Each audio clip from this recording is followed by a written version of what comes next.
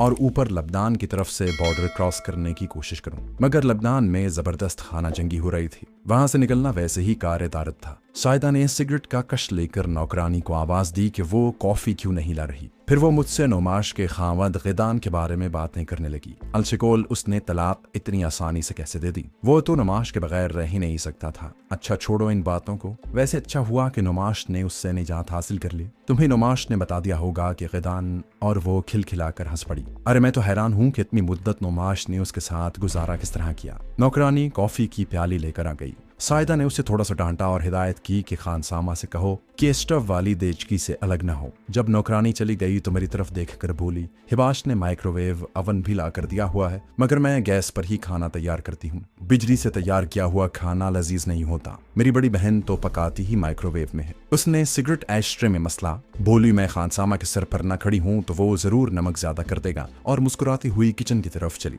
फिर अचानक रुकी और मेरी तरफ देखकर बोली, हिबाश कह रहा था परसों जहाज कैप्री जा रहा है, उसमें वो तुम दोनों की सीटें बुक करवा देगा, लेकिन तुम उसे अपना शनाख्ती कार्ड दे देना। तुम तो जानते ही हो कि यहाँ शनाख्ती कार्ड कितना जरूरी है। और वो चली गई। मेरे पास शनाख्ती कार्ड का सवाल ही पैदा नहीं होता था। जहन्नम में जाए इसका खामद और शनाख्ती कार्ड। मैं तो लबनान की तरफ से ही फरार होने की कोशिश करूंगा। इस सिलसिले में मालूमात हासिल करने की ठान कर मैं उठा और बेडरूम में चला गया। सोचा लबनान के बारे में शाम को सायदा या हिबाश से गुफ्तगू करूंगा। शनाख्ती कार्ड के बारे में कह दूंगा कि वो तो यरूशलेम में ही रह गया है। नुमाश जाग पड़ी थी और सिंगार मेज के सामने बैठी हुई अपने बालों में ब्रश कर रही थी। आईने में से मुझे अंदर दाखिल होते देखा तो उठकर मेरे करीब आ गई। उसकी आंखों में अभी तक नींद भरी हुई थी। बोली, तुम मुझे छोड़कर चले गए थे। मेरे ख्वाब में देखा कि तुम मुझे एक चट्टान पर ले गए हो और फिर मुझे वहीं छोड़कर तुमने समंदर में छलांग लगा दी। उसने ख्वाब बिल्कुल सच्चा देखा था। मैंने मुस्कुराकर उसके बालों को पीछे किया और तसल्ली दी कि मैं उसे छोड़कर कभी नहीं जाऊंगा। वो पलंग पर बैठ गई और हीरों की पोटली निकाल कर खोली और कहने लगी, मैंने इन हीरों के बारे में सायदा को बिल्कुल नहीं बताया। तुमने तो उससे जिक्र नहीं किया। मैंने आंखें सुकेड़ कर नुमाश को देखा और कहा, मुझे उसका जिक्र करने की जरूरत नहीं, ये तुम्हारे हीरे हैं, तुम जानो। नुमाश एकदम संजीदा हो गई। हीरों की मखमली पोटली उसने पलंग पर एक तरफ रख दी और मेरे बाजू को पकड़कर बोली, क्या तुम समझते हो कि मैं इन हीरों को तुमसे ज्यादा प्यार करती हूँ? हरगिज नहीं। मेरी जान, मैं ये हीरे तो क्या अपनी जान भी तुम पर कुर्बान कर सकती हूँ। ये तो मैंने इसलिए साथ रख लिए थे कि हम जहाँ भी जाकर नई जिंदगी शुरू करें, तुम्हें मेरी खातिर कोई तकलीफ न उठानी पड़े। जानते हो, ये कई लाख के हीरे हैं। हम इटली में एक नया मकान खरीद सकते हैं, एक छोटा सा फार्म बना सकते हैं। मैंने नुमाश का हाथ थामकर उसे प्यार से कहा कि मेरा मतलब हरगिज ये नहीं था, और ये कि मैंने उस पर तंज नहीं किया था। दरअसल मैं इस औरत का दिल नहीं दुखाना चाहता था। वो मुझसे बड़ी सच्ची थी और मुझे दिल से प्यार करती थी। मैंने प्यार की दो बातें की तो उसकी आंखों में आंसू आ गए। मुझे ख्याल आ गया कि अगर उसे एक पल के लिए मालूम हो जाए कि मेरे दिल में क्या है और मैं असल में कौन हूँ, तो खुदा जाने उस पर क्या गुजरे। मुझे सिद्धा की याद आ गई। उसे पता चल गया था कि मैं उसके मुल्क का दुश्मन जासूस हूँ, लेकिन उस बहादुर औरत ने एक सेकंड के लिए भी मुझसे बेवफाई न की। हो सकता है नुमाश को भी अगर इल्म हो जाए कि मैं फलस्तीनी तंजीम की तरफ से इसराइल के खिलाफ जासूसी कर रहा हूँ और जहाँ इसराइल दुश्मन मिशन पर आया हूँ और अब तक इसराइल के कई फौजियों और अफसरों को हलाक कर चुका हूँ, तो वो मुझे माफ कर दे और मुझसे उसी तरह मोहब्बत करती रहे। लेकिन ये नामुमकिन था कि ये राज खुल जाने पर कि मैं उससे बिल्कुल मोहब्बत नहीं करता, वो मुझे माफ कर दे। औरत अपनी मोहब्बत की तौहीन कभी बर्दाश्त नहीं किया करती। नुमाश ने इटली के जजीरे कैप्री जाने की बातें शुरू कर दी। वो असल में अपने खामद के मुल्क से जितनी जल्दी हो सके निकल जाना चाहती थी। मैंने उसे बताया कि हिबाश एक बहरी जहाज पर हमारी नशिस्तें महफूज करवा रहा है, मगर उसे हमारे शनाख्ती कार्ड चाहिए। मैंने साथ ही कहा कि मैं तो अपना शनाख्ती कार्ड यरूशलेम से साथ लेकर नहीं चला। नुमाश बोली, शनाख्ती कार्ड तो मेरे पास भी नहीं है। हिबाश से कहेंगे कि वो हमारे शनाख्ती कार्ड बनवा दे। इतना बड़ा अफसर है, वो तो एक ही दिन में बनवा देगा। नुमाश ने हीरों को एक बार फिर गिना। अब मैंने हीरों को गौर से देखा। ये छोटे बेर के साइज के थे। ये वाकई बहुत कीमती हीरे थे। इन हीरों के लिए नुमाश का खामद ज़ैदान अपनी मफलूर बीवी का पीछा कर सकता था, लेकिन मैं हैरान था कि अभी तक इस किस्म की कोई बात सामने नहीं आई थी, और अगर वो चाहता तो अब तक यहाँ बाई एयर पहुंच सकता था। मैं उस नतीजे पर पहुंचा कि नुमाश का खामद भी अपनी बीवी से निजात हासिल करना चाहता होगा। नुमाश ने हीरों को पोटली में रखकर उसे कमर से बांध लिया। फिर उसने अपने पर्स में से $1000 के नोट निकाल कर मेरे सामने रख दिए। फिर बोली, इनसे हमारे कैप्री जजीरे तक के अखराजात पूरे हो जाएंगे, क्या ख्याल है? मैंने कहा, ये तो बहुत है। चलो अब इस दौलत की नुमाइश को मुलतवी कर दो और ड्राइंग रूम में आओ। सायदा ने आज हमारे लिए बड़ा उम्दा स्टू पकाया है। वो खुश होकर बोली, सायदा मेरी बड़ी अच्छी सहेली है। खाने के वक्त सायदा का खावद कमांडर खिबाश भी आ गया। मैंने उसका चेहरा पढ़ने की कोशिश की। उसका चेहरा सपाट था। मेरी जीरक निगाहों ने भी वहां किसी मशकूक किस्म का तासुर न देखा। फिर भी दिल में खुदबुद होने लगी। ये शख्स पुरअसरार सा लगने लगा था। वो खाने पर बड़ी शगुफ्ता मिजाजी का मुजाहरा कर रहा था। हनीमून के हवाले से वो नुमाश को छेड़ता। जब उसे पता चला कि हमारे पास शिनाख्ती कार्ड नहीं है तो वो एक सेकंड के लिए संजीदा हो गया। आंखें सुकेड़ कर एक पल के लिए कुछ सोचा, फिर चुटकी बजाकर बोला, कोई बात नहीं, मैं नए शनाख्ती कार्ड बनवाने की कोशिश करूंगा। नुमाश ने हिबाश की प्लेट में मछली का एक टुकड़ा रखते हुए कहा, कोशिश नहीं भाईजान, आपको शनाख्ती कार्ड बनवाने ही होंगे। सायदा ने भी जोर देकर नुमाश की तायद की। हिबाश ने मेरी तरफ कुछ अजीब नजरों से देखा और मुस्कुरा कर बोला, मगर तुम्हारा खामद तो खामोश है, उससे पूछो उसे भी शनाख्ती कार्ड चाहिए कि नहीं। मैंने फौरन अपने आप को मुजतमा किया और बोला, क्यों नहीं, मैं शनाख्ती कार्ड के बगैर अपनी बीवी के साथ कैसे जा सकूंगा। हिबाश हल्का सा मुस्कुराया और बोला, अरे मैं समझा शायद तुम कोई दूसरा प्रोग्राम बना रहे हो। इस पर सायदा और नुमाश ने कदरे ताज्जुब से उसे देखा। सायदा बोली, ये तुमने क्या कह दिया हिबाश, अल्कोहल भला अलग प्रोग्राम क्यों बनाने लगा। नुमाश ने मशरूब का एक घूंट निगला और मेरी तरफ शरारती नजरों से देखने लगी। क्यों अल्कोहल, क्या तुम कोई दूसरा प्रोग्राम बना रहे हो। मैं अंदर से चौंक गया कि ऐसी बात हिबाश के मुंह से क्यों निकली। जल्दी से बोला, हिबाश भाई तो मजाक कर रहे हैं, मुझे अलग प्रोग्राम बनाना होता तो तुमसे शादी ही ना करता। हिबाश जोर से हंसा। बात का मौजू बदल गया, मगर मेरे दिल में अभी तक हिबाश की बात खटक रही थी। कहीं वो मेरे राज से वाकिफ तो नहीं हो गया। अगर वो जान गया कि मैं फलस्तीनी जासूस हूँ तो फिर वो मुझे गिरफ्तार क्यों नहीं कर लेता। अजीब कशमकश का माहौल बन गया था। खाने के बाद सब लोग थोड़ी देर नींद करने को बेडरूम में चले गए। मैं भी नुमाश के साथ बेडरूम में आ गया। नुमाश कुछ परेशान थी। वहां से निकल जाने में जितनी ताखिर हो रही थी उसको तरह तरह के वसवसे परेशान करने लगे थे। शनाख्ती कार्ड बनवाने में कितना वक्त लगेगा। मैं खुद अपने वसवसों में घिरा हुआ था। मैं चौंक कर बोला, हिबाश बाअसर ऑफिसर है, मेरा ख्याल है कि 2-1 दिन में तैयार करवा देगा। नुमाश ने मेरे करीब होते हुए कहा, अलशिकोल, अब मेरा दिल डरने लगा है कहीं गिदान के आदमी जहां न पहुंच जाए। मुझे उसके खामत के हुंडों से कोई दिलचस्पी नहीं थी। मैंने उसे तसल्ली दी और सो जाने का मशवरा दिया। वो बोली, क्या तुम आराम नहीं करोगे। मैंने कहा, क्यों नहीं, और मैं भी पलंग पर नींद दराज हो गया। नुमाश मुझसे बातें करते करते सो गई। नींद मेरी आंखों से कोसों दूर थी। मैं पलंग से उठा और बंगले से बाहर आ गया। दोपहर ढल रही थी। बागीचे में जैतून की शाख पर बैठी एक बुलबुल ने मुझे गर्दन टेढ़ी करके देखा और फिर उड़ गई। मुझे लाहौर वाले अपने पुराने मकान के सहन में उतरने वाली बुलबुलें याद आ गईं। मेरी वालिदा जब सहन में चावल डालती तो चिड़ियों के साथ वहां बुलबुलें भी आ जाती थी। मैं बंगलों के आगे फुटपाथ पर आहिस्ता आहिस्ता एक तरफ चलने लगा। जू उस मकान पर हमें देर हो रही थी, मेरी तशवीश में भी इजाफा होता जा रहा था। सामने से एक किसान गधे के साथ चला रहा था। मैंने कोई ध्यान न दिया।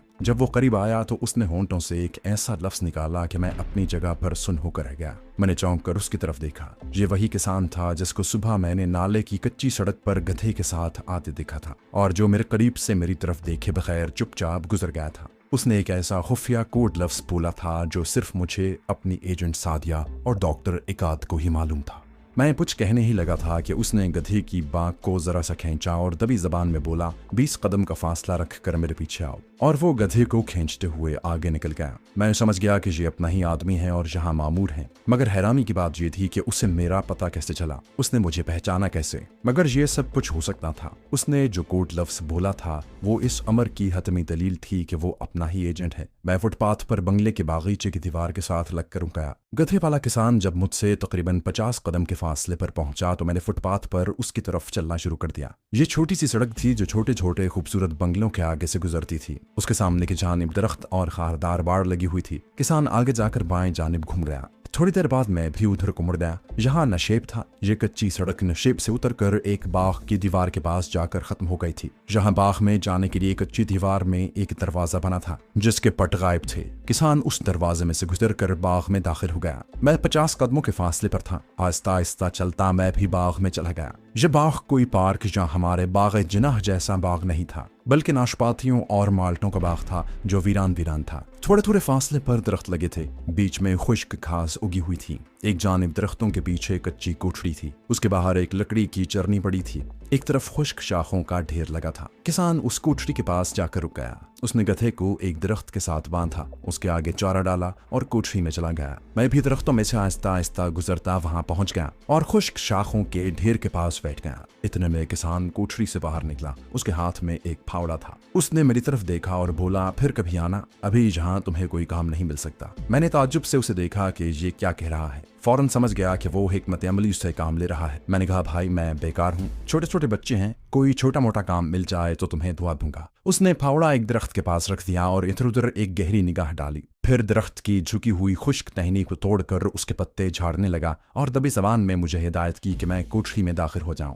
मैंने वैसा ही किया। कोठड़ी में कोने में चारे का ढेर लगा था। दीवार से गधे की लगाम और जीन लटक रही थी। अकबी दीवार में छत के पास हवा के लिए एक सुराख था। मैं चारे के ढेर के पास बैठ गया। किसान खांसता हुआ अंदर आया। वो भी मेरे पास बैठ गया और कच्चे फर्श पर उंगली से लकीरें बनाते हुए बोला, तुम बड़ी खतरनाक जगह पर ठहरे हुए हो। मैंने कहा, इसके सिवा कोई चारा नहीं था। वो उठकर चारे के ढेर के पीछे गया। ढेर में हाथ डालकर एक माचिस की डिबिया निकाल कर मुझे दी और कहा, अब फौरन जहां से चले जाओ। इस माचिस में तुम्हारे लिए सब कुछ मौजूद है। मेरे उठने का इंतजार किए बगैर वो बाहर निकल गया। मैं भी बाहर आ गया। वो फावड़े से एक क्यारी की मिट्टी बराबर कर रहा था। मैंने उसे कोई बात न की क्योंकि मैं जानता था कि ऐसे मौकों पर जरूरत से ज्यादा एक लफ्ज भी जबान से नहीं निकाला जाता। माचिस मैंने जेब में रख ली थी। बाग से निकलकर हिबाश के बंगले की तरफ चल पड़ा। उस एजेंट ने भी इस अमर की तस्दीक कर दी थी कि मेरे लिए हिबाश का बंगला खतरनाक साबित हो सकता था। मैंने वाकई वहां आकर गलती की थी। अब क्या करूं? यही सोचता मैं बंगले के करीब पहुंचा तो हिबाश बंगले से निकलकर अपनी जीप की तरफ बढ़ रहा था।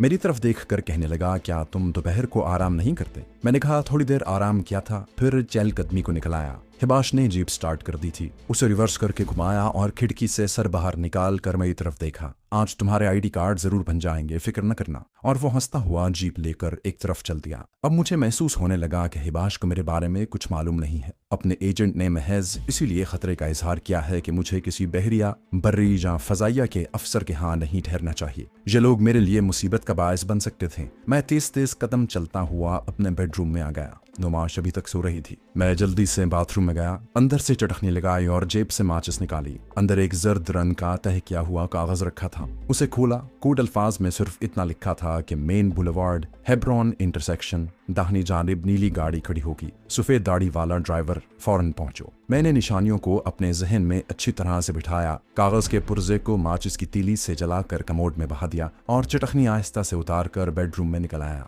नुमाश गहरी नींद में थी। मैं देर नहीं करना चाहता था। वो मेरे अपने लोग थे। यकीनन उन्हें मेरे बारे में खबर मिल गई थी कि मैं किस हाल में कितनी मुसीबतें झेलता हुआ यहाँ तक पहुंचा हूँ। बाथरूम से निकला तो बातूनी सायदा मिल गई। वो फ्रिज खोले उसमें से कुछ निकाल रही थी। मेरी तरफ देखकर बोली, कहाँ चले? मैंने गर्दन खुजाते हुए एक बनावटी जमाई ली और कहा, जरा चहलकदमी को जा रहा हूँ। नुमाश सो रही है। सायदा मानी खेज अंदाज में मुस्कुरा रही थी। गर्दन को मस्बात में हिलाती हाथ में चीनी का सफेद प्याला लिए किचन की तरफ चली गई। मैं एक बार फिर बंगले से बाहर था। कुछ दूर तक आहिस्ता आहिस्ता चलता रहा। सड़क की चढ़ाई चढ़ने के बाद दूसरी तरफ आया तो तेज तेज चलने लगा। एक खाली टैक्सी चौक में ही मिल गई। मैंने मेन बुलेवार्ड, हेब्रॉन इंटरसेक्शन कहा और ड्राइवर बगैर कोई सवाल किए उधर को चल पड़ा। टैक्सी हैफा के मारूफ और ट्रैफिक ज़दा बाजारों में से होती हुई मेन बुलेवार्ड में आ गई। ये एक बहुत ही कुशादा सड़क थी। दोनों जानिब ऊंची ऊंची इमारतें काफी फासले पर थीं। टैक्सी तेजी से चली जा रही थी। सड़क बिल्कुल सीधी थी। कभी नशेब में चली जाती और कभी हल्की सी चढ़ाई आ जाती। 15 मिनट के सफर के बाद टैक्सी दाएं जाने मुड़ गई और फिर एक चौराहा अबूर करके एक तरफ रुक गई। ड्राइवर ने कहा, हेब्रॉन इंटरसेक्शन सर। मैं टैक्सी से उतर आया, किराया अदा किया और यूं एक तरफ चलने लगा जैसे मुझे मालूम है कि कहाँ जाना है। मगर कनखियों से बराबर उस नीली गाड़ी को देख रहा था जो सामने वाले फुटपाथ के करीब एक तरफ खड़ी थी। मैं कई कदम आगे निकल गया। वहां से सड़क क्रॉस की और फुटपाथ पर वापस नीली गाड़ी की तरफ चलने लगा। मैं गाड़ी के करीब पहुंचा तो किसी ने अंदर से उसका पिछला दरवाजा थोड़ा सा खोल दिया। मुझे पहचान लिया गया था। करीब आकर मैंने देखा नीली गाड़ी में सफेद दाढ़ी वाला ड्राइवर खामोश बैठा सामने लगे आईने में देख रहा था। मैं गाड़ी में जल्दी से घुसा और दरवाजा बंद कर दिया। दरवाजा बंद होते ही गाड़ी बड़े आराम से आगे को खिसकी और चौक क्रॉस करके सामने वाली जेली सड़क पर दौड़ने लगी। न मैंने ड्राइवर से कोई बात की, न ड्राइवर ने मुझसे कुछ पूछा। ये पुराने मॉडल की मॉरिस गाड़ी थी। एक नपीतुली स्पीड के साथ जा रही थी। कई बाजारों और सड़कों पर से मुड़ती गाड़ी शहर के शुमाल के जाने पुल अबूर करने के बाद एक पुरानी आबादी में दाखिल हो गई। जहां अहद कदीम के तर्ज के मकान और बाजार थे। गाड़ी एक बोसीदा दीवार की ओट में खड़ी करने के बाद ड्राइवर ने मेरी तरफ देखे बगैर कहा, सामने वाले बाजार के आखिरी मकान का दरवाजा खुला है। मैं गाड़ी से निकलकर सामने वाले बाजार में आ गया। ये बाजार आधा ऊपर से छता हुआ था। दुकानें ज्यादातर नवादरात की थीं। कई यूरोपीय सयाह जोड़े खरीदो फरोख्त कर रहे थे। मैं सर झुकाए खामोशी से चलता बाजार के दूसरे सिरे पर पहुंच गया, जहां बाजार बंद हो गया था। बाएं जानिब एक मकान की एक जानिब झुका हुआ लकड़ी का दरवाजा आधा खुला हुआ था। मैं बगैर सोचे समझे उसमें दाखिल हो गया।